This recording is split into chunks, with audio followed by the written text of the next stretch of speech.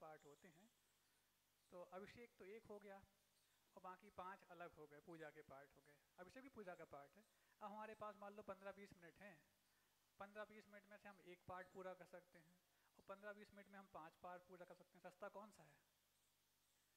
तो यदि हम, क्योंकि देव पूजा कहा गया है, पूजा के एक अंग के रूप में अभिषेक आया हुआ है, अभिषेक को हम नकार नहीं रहे हैं, अभिषेक तो आवश्यक है ही। लेकिन यदि आपके पास दो में से किसी एक का वक्त है तो अच्छा है कि आप वहाँ पर पूजन अच्छे से कर लें, अभिषेक और मिलता है तो उसको आप बहुत सौभाग्य मान करके स्वीकार करें। मुनिश्री संजय जैन जी विदिशा से पूछ रहे हैं, अभिषेक करने के उपरांत छत्र पहले चढ़ाते हैं और चवर बाद में ढुराते हैं, जबकि भक्तांबर जी के पाठ में चवर पहले आते हैं और छत्र बाद में आते हैं। कोई बात नहीं, आप दोनों एक साथ कर लिया करो। हाँ। मुनिश्री एक और क्वेश्चन है कि घर के अंदर अष्टमंगल और 16 स्वप्न रखना चाहिए या नहीं रखना चाहिए, और अगर रखना चाहिए तो उनका स्थान क्या होना चाहिए? देखो ये सब चीज़ें तो घर में एक पहले स्वाध्याय कक्ष इत्यादि हुआ करते थे। जब वास्तु के हिसाब से घरों का मकानों का निर्माण होता है तो वहाँ पर ये सब व्यवस्थाएं पहले रखी जाती हैं। बल्कि इवन वहाँ पर ये हो कि हमारा ट्रेजरी रूम कौन सा हो, बेडरूम कौन सा हो, तो एक सुधी साहबक ये देखता है कि वो रूम जिसमें हमारी कषाएं पनपती हैं, जिसमें विषय पनपते हैं, उसकी बजाय जहाँ पर विषय कम होते हैं और कषाएं कम होती हैं, ऐसे रूम की पहले व्यवस्था देखी जाए यदि स्थान सीमित है तो। अब तो एक एक रूम में ही सब कुछ, उसी में ट्रेजरी, उसी में किचन और उसमें सब कुछ होने लग गए हैं, तो उसमें तो ये सब व्यवस्थाएं संभव है ही नहीं है। लेकिन फिर भी प्रतीकात्मक रूप में जो आजकल तो कई कई ऐसे मोमेंटोज वगैरह आने लग गए हैं जिसमें अष्टमंगल बने ही रहते हैं, तो उस रूप में भी देखे जा सकते हैं। लेकिन व्यवस्था तो यही हो, चूँकि उनको मंगल हम मान रहे हैं तो मंगल स्थान भी तो हो, मंगल द्रव्य हम मान करके रखना चाह रहे हैं, तो मंगल स्थान नहीं है तो कैसे होगा। बाकी प्रतीक के रूप में जो हमने बता दी मोमेंटो इत्यादि में रहते हैं कि एक साथ वो बने हुए हैं, वो 3 डायमेंशन में रहते नहीं, वो तो 2 डायमेंशन में रहते हैं, तो वो तो अपने हिसाब से आप देख ही सकते हैं उसको। मुनिश्री दीपक जी पूछ रहे हैं, नमोस्तु मुनिश्री, रक्त के संबंध ज्यादा जरूरी होते हैं या मन के संबंध? किस रिश्ते को कैसे निभाना चाहिए? अब रक्त के संबंधों में से यदि मन का संबंध निकल गया है तब तो ये प्रश्न उठेगा, क्या रक्त के संबंधों में मन का संबंध स्थापित नहीं किया जा सकता? जब उनसे जिनसे रक्त का संबंध नहीं है उनसे भी हम मन के संबंध बना लेते हैं, तो फिर जिनसे रक्त का संबंध है उनसे मन का संबंध बनाने में दिक्कत क्या है? एक बहुत अच्छी बात है, तुम लड़ाई करके प्रेम खत्म करना चाहते हो, मैं प्रेम के द्वारा लड़ाई खत्म कर दूंगा।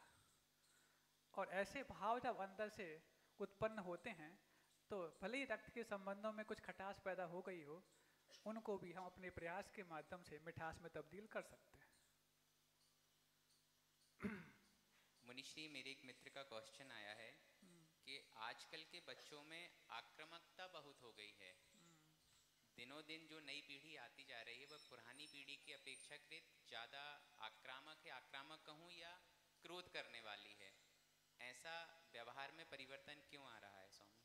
माता पिता वो सांचे होते हैं जिनमें उनके बच्चे आकार पाते हैं, लेकिन कभी भी सांचा पहले आकार पाता है, वस्तु बाद में आकार पाती है। अब किस प्रकार के आकार की अपेक्षा हम अपने बच्चों से करना चाहते हैं, पहले वैसे सांचे बनना पड़ेगा और फिर जाकर के सांचे से निकलने के बाद भी वस्तु और फिनिशिंग की मांग और करती है, तब जाकर के हूबहू आकार मिल सकता है। ये संतान के लिए जब माता पिता जाते हैं उस वक्त अपने आप को इतने संस्कारित और संयमित जीवन शैली के माध्यम से उस प्रयोग को प्रारंभ करते हैं और बाद में जाकर के उसकी पूरी देख रेख, जैसे किसान जब बीज बोता है तो बीज बोने के बाद ऐसा नहीं कि अब 4 महीने बाद जब फसल आएगी तब अपने आप काट लेंगे उसको, उसकी जैसी वो निंदाई गुड़ाई और जो कटाई से लेकर के सब व्यवस्थाएं, बीच में कब समय पानी देना, कब उसमें से व्यवस्थित देख रेख करना, कहीं सूख तो नहीं रहा, जैसे वो किसान मात्र जो फसल 1 साल उपयोग में आने वाली है उसके लिए 4 महीने मेहनत करता है, और जो पूरे आपके जीवन भर की फसल है उसके लिए आप 9 महीने मेहनत नहीं करना चाहते। उसी का परिणाम होता है कि वो एग्रेसिव होती हैं। आप भी तो वहाँ पर एग्रेसिव नहीं रहते क्या? और एग्रेसिव होने पर आप कई बार तो अच्छा मानते, कम से कम ये मंद बुद्धि तो नहीं है, कुंद बुद्धि तो नहीं है। तो मंद बुद्धि और कुंद बुद्धि ना हो करके फिर हम उसके लिए उग्र बुद्धि वाला बना दें, ये तो आपका स्वयं का। हाँ, हो सकता है आपके परिणाम इस प्रकार से वहाँ पर रहे हों, तो वही जीव जिसके क्रूर परिणाम पूर्व जीवन में रहे हैं आपके वहाँ पर आकर के जन्म लेगा।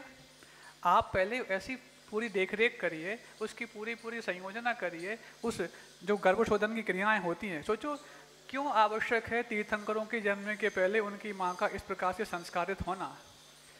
गर्भ में आने के 6 महीने पहले से वो अष्ट देवियाँ, अष्ट कुमारियाँ, 56 कुमारियाँ आदि गर्भशोधन की क्रियाएं करती हैं, और जो कुछ भी वहाँ पर संभव होता करते हैं। जब तीर्थंकर ही आने वाले हैं तो ये सब तामझाम की आवश्यकता क्या? वो तो उस भाव से मुक्त होंगे ही होंगे, पक्की बात है।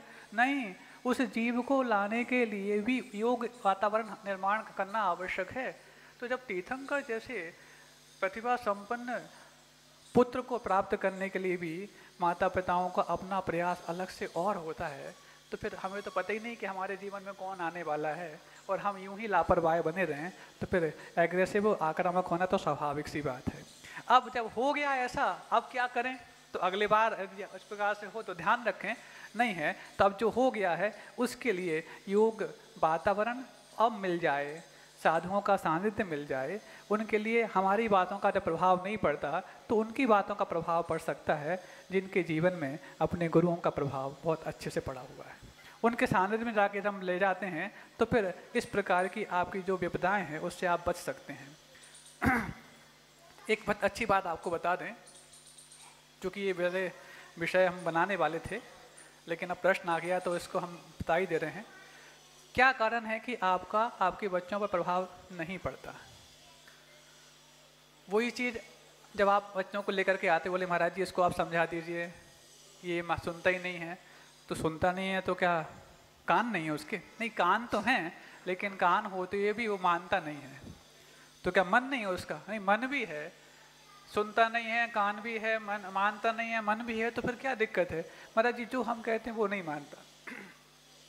अब जो आप कहते हैं वो नहीं मानता, इसका अर्थ है कि कहीं ना कहीं आपके वचनों को वो बहुत हल्का मानता है। आपके वचन यदि वजनदार होते तो उसका प्रभाव उस पर अवश्य पड़ता।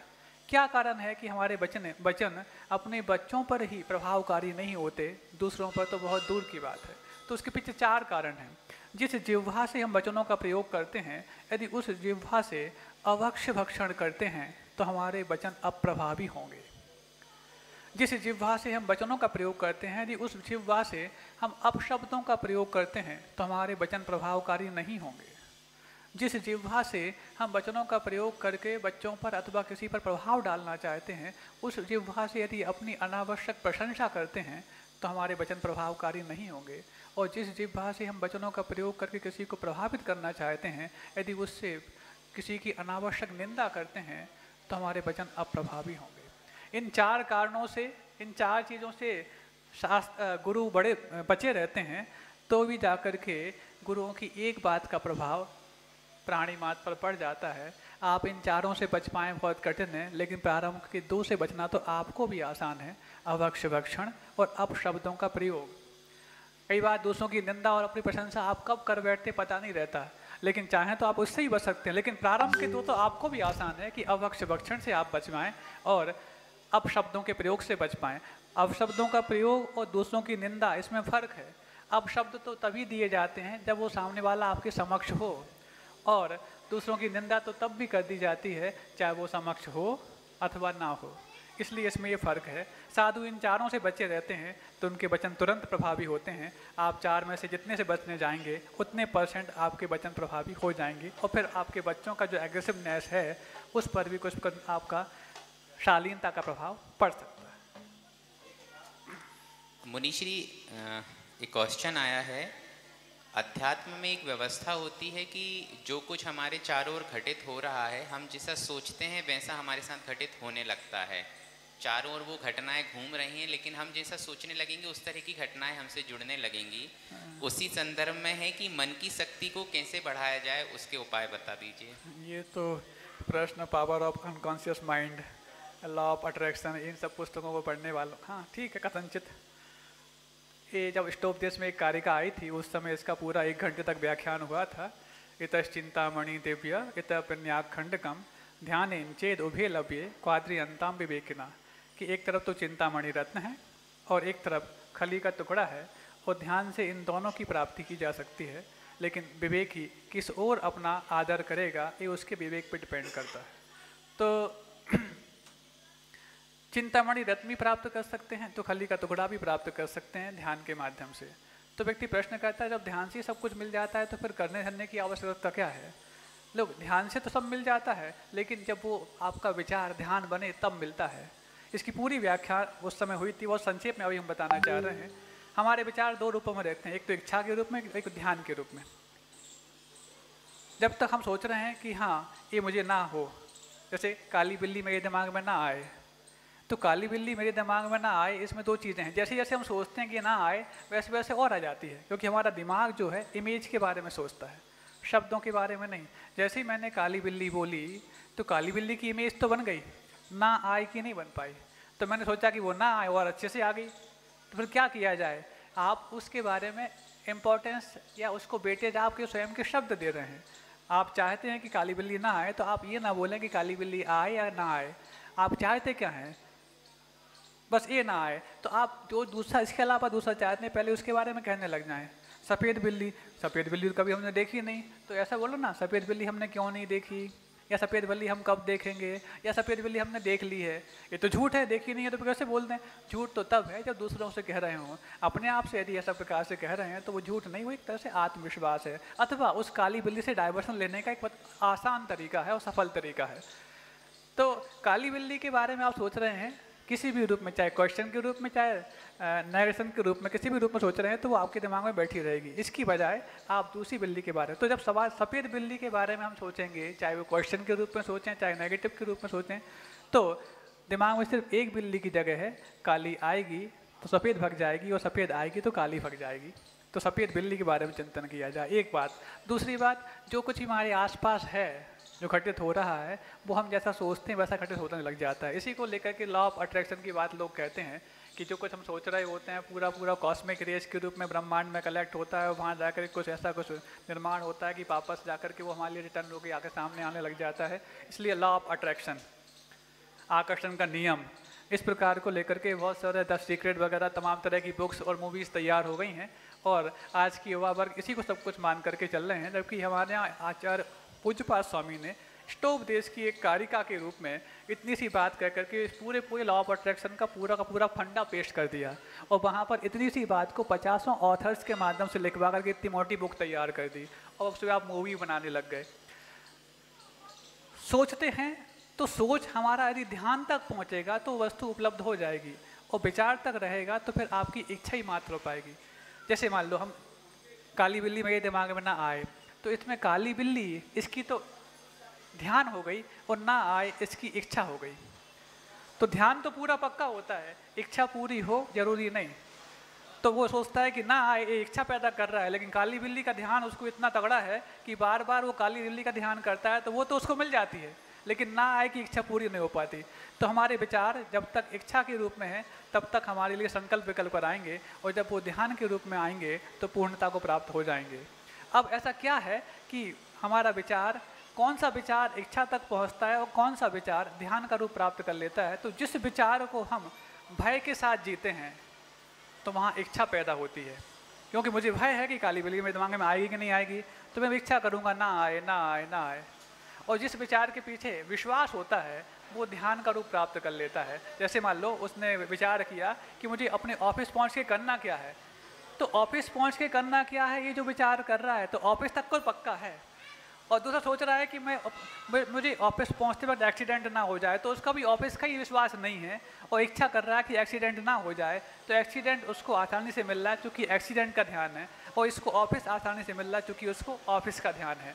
उसके बाद की वो इच्छाएँ हैं वो उसके पुण्य पर डिपेंड करती हैं, पूरे होंगी अथवा नहीं होंगी। तो विचार को यदि आप ध्यान तक ले जाएंगे तो वो सारा आपको उपलब्ध हो जाएगा और विचार इच्छा के रूप में रहेगा तो आपके पुण्य पर डिपेंड करेगा। यही सबसे बड़ा लॉ ऑफ अट्रैक्शन है, बाकी सब तो इसकी व्याख्याएं मात्र हैं। सचिन जैन विदिशा से पूछना चाहते हैं, स्वामी जब परिस्थितियां हाथ में ना हो तब प्रक्रिया कैसी करनी चाहिए? जब परिस्थितियां आपके हाथ में ना हो तो मन स्थिति को अपने काबू में रखना चाहिए। जिस व्यक्ति की मन स्थिति परिस्थिति पर हावी हो जाती है तो उसको वस्तु स्थिति को अपने चरणों में गिरने के लिए मजबूर कर देता है, और जब परिस्थिति हमारी मन स्थिति पर हावी होती है तो वस्तु स्थिति तो बहुत दूर की बात है, हम अपनी स्वयं की स्थिति भी नहीं समझ पाते। मन स्थिति कभी ये नहीं कहती कि तुम परिस्थिति के हिसाब से चलो, लेकिन परिस्थिति भी कभी नहीं कहती कि तुम मन स्थिति को मेरे हिसाब से चलाओ। ये मेरा स्वयं का निर्णय होता है कि मैं मन स्थिति को परिस्थिति पे हावी करना चाहता हूँ अथवा परिस्थिति के अंदर आकर के अपने आप को मन स्थिति के रूप में ढालना जानता हूँ। ये आपका निर्णय है। हाँ, परिस्थितियाँ हमारे द्वारा ही पूर्व में बनाई हुई मनस्थिति के कारण निर्मित हुई हैं, तो अज्ञानी बन के निर्मित कर लिया है। अब भोगते वक्त ज्ञानी बन जाएं और उसमें थोड़ा सा साहस दिखाएं। ये साहस ही आपकी अच्छी मनस्थिति बनेगी और अच्छी परिस्थिति के लिए कारण बन जाएगी।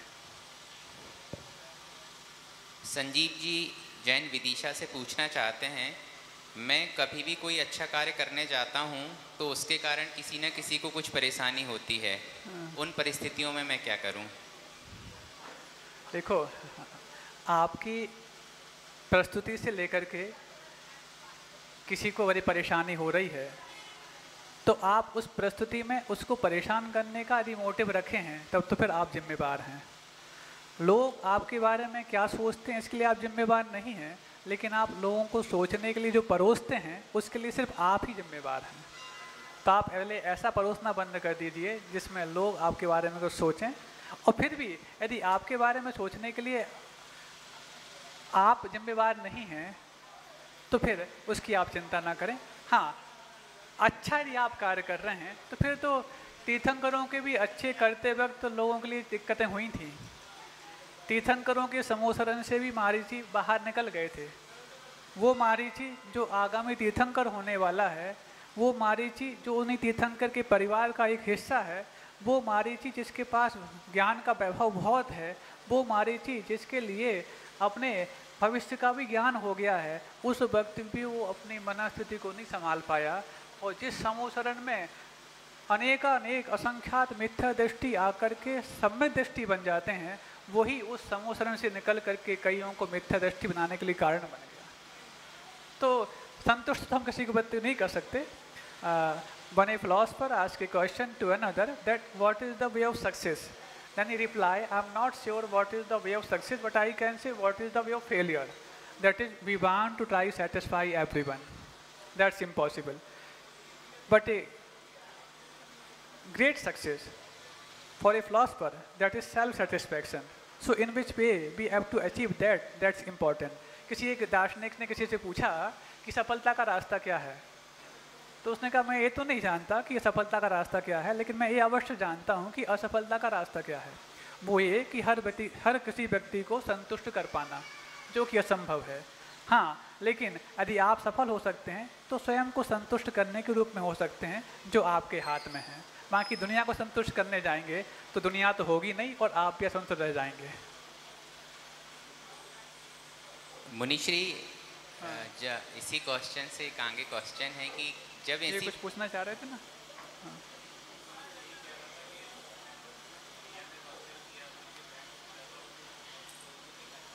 हाँ।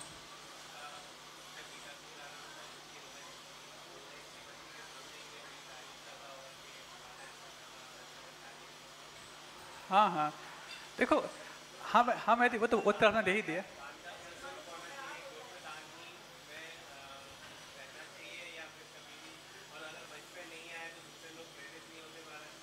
हाँ देखो, मंच पे आने का भाव हमारा नहीं होना चाहिए, लेकिन हमारा त्याग करने का भाव यदि किसी दूसरे के लिए त्याग कराने के लिए कारण बनता हो तो ये जो हमारे त्याग को ग्रहण कर रहे हैं उनका ये कर्तव्य बनता है कि आपके त्याग को वो मंच पे लाएं और दूसरों के लिए भी प्रेरणा दिलवाएं।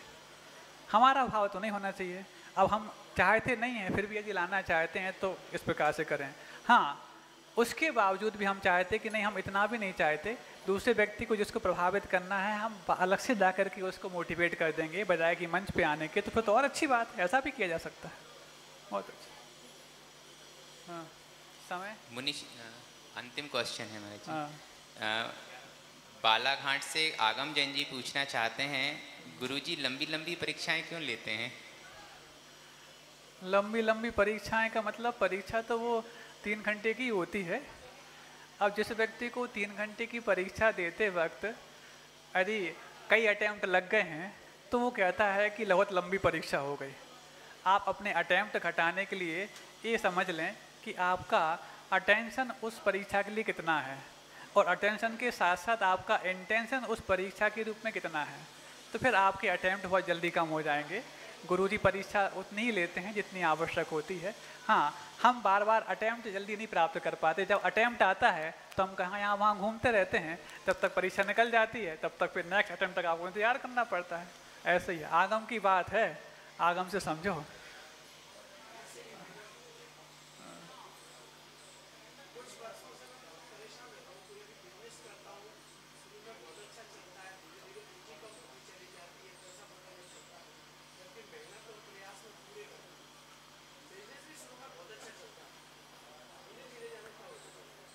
आप अपनी जो धन की पूंजी है उसकी सफलता के बारे में यदि जब तक आश्वस्त नहीं हुए हैं, तब तक आप अपनी आस्था की पूंजी को इतना और मजबूत बना लें कि धन की पूंजी आपके चरणों में गिरने लग जाए। उदाहरण, जैसे किसी व्यक्ति ने 50 लाख का लोन लिया और किसी बिजनेस में इन्वेस्ट कर दिया और पहले ही महीने में उसको 1 लाख का प्रॉफिट हुआ, तो वो उस 1 लाख के प्रॉफिट को प्रॉफिट मानता है कि 49 का घाटा मानता है? प्रॉफिट मानता है ना। ऐसा तो नहीं कि हमने 50 लाख खपा दिए और निकला सिर्फ 1 महीने में 1 लाख, लेकिन वो धैर्य रखता है कि 1 महीने में जब 1 लाख निकल गया है तो यदि इसी क्रम से निकला तो 50 महीने में कवर हो जाएगा, और थोड़ी सी और ग्रोथ हुई तो और जल्दी कवर हो जाएगा। लेकिन वो उसको 1 लाख का प्रॉफिट ही मानता है, ना कि 49 का घाटा। ऐसी हमारी परिस्थितियाँ विपरीत चल रही हैं और हमने कुछ धर्म ध्यान प्रारंभ कर दिया, तो धर्म ध्यान प्रारंभ करते वक्त यदि लगे कि धर्म ध्यान तो करने लग गए, आस्था तो हमारी मजबूत है, हम डिग नहीं रहे हैं, लेकिन कुछ तो हो नहीं रहा है। कम से कम इतना तो सोचो, जब ये धर्म ध्यान नहीं करते थे तो 24 घंटे हाय तौबा करते थे। कम से कम हमारे धर्म ध्यान करने के संकल्प से जो हम 1 घंटे धर्म ध्यान कर रहे हैं उतना तो सुकून हो गया, क्योंकि सुकून के समय धर्म ध्यान हम कर पा रहे हैं। अब आपका जो 24 घंटे लॉस चल रहा था, 1 घंटे यदि प्रॉफिट में तब्दील हो गया, तो उसको पहले 1 घंटे का प्रॉफिट मान के स्वीकार करो। धीरे धीरे यही प्रॉफिट फिर 24 घंटे में आ जाएगा और आपकी मनस्थिति, परिस्थिति और वस्तु स्थिति तीनों आपके पास आकर के आपके लिए खुश होंगे। आस्था की पूंजी आप बचा के रखो। किसी दूसरे के प्रभाव से, दूसरे निमित्त के कारण इस प्रकार से नहीं हो रहा है। हमारा स्वयं का भी इस प्रकार का पुरुषार्थ था जो आज उदय में आ रहा है। पहले हम कर्ज चुका नहीं पाए, आज चुकाने का मौका मिला है। शांति से चुका दो। चुकाते वक्त भारी नहीं होना, हल्का होना, क्योंकि हल्का पहले मानसिकता में हो जाओ। हाँ, ये भी जा रहा है, ये भी जा रहा है, ये भी जा रहा है। पुरानी चीज़ें तो ध्यान रखे। देखो, आज तो आपके लिए एक ही बार का लॉस सामने आया ना, लेकिन पुराने सारे लॉस हम जो दिमाग में रखे हैं वो लॉस एक समय में तो उदय में नहीं आ गए, वो हर समय अलग अलग समयों में उदय आए हैं। लेकिन हमने दिमाग में सबका स्मरण करके आज ही पूरे लॉस मेरे साथ घटे तो ऐसा अपने आप को भारी बना लिया। आज के लायक तो मेरे पास है, आज मैंने मेरे राज को आहार दान किया, आज मेरे अपने ऐसे उद्गदगद भाव हो रहे हैं, उनके सामने कुछ अपनी जिज्ञासाओं को समाधान करने का भाव हो रहा है। ये पूंजी हर व्यक्ति को नहीं मिली, ये पूंजी हर व्यक्ति को नहीं मिली। लोग तो दूर रह करके भी प्रश्न कर लेते हैं, तो लोग दूर रह करके भी अपना नमोस्तु निवेदित कर देते हैं। आपको तो साक्षात नमोस्तु अर्पित करने का सौभाग्य मिल रहा है। इस पूंजी के आगे बड़े बड़े वो पूंजीपति गरीब हैं जिनको सब पूंजी तो है लेकिन गुरुओं का सानिध्य रूपी पूंजी नहीं मिली है। इसको पहले सराहो और अपने पुण्य को बढ़ाओ, बाकी सब भी अपने आप मिल जाएगा। आशीर्वाद।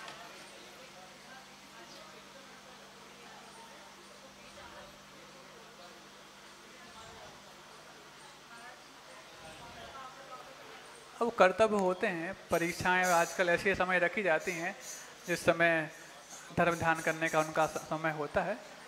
कर्तव्य हैं, कम से कम इतना तो है, तो समझ में आ गया कि अभी बीच आहार में आपके बच्चों को पेपर देने जाना पड़ा।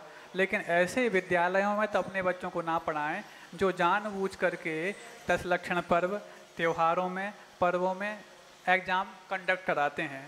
वो उनका साजिश है कि आपके बच्चे धर्म ध्यान से वंचित रहें। कम से कम ऐसे स्कूलों से निकाल लो, बाकी सब तो ठीक है। हाँ ठीक है, वो तो ठीक है, आशीर्वाद। मुनिश्री, बाकी बची हुई हाँ। जिज्ञासाओं और शंकाओं को हम कर लेंगे। जो भी अपनी जिज्ञासा या शंकाओं को मुनिश्री के सामने प्रस्तुत करना चाहते हैं, वह या तो एक पेपर की स्लिप पर लिख कर ले आएँ, या दीपक भैया LIC या मुझे व्हाट्सएप या यूट्यूब के माध्यम से भेज दें।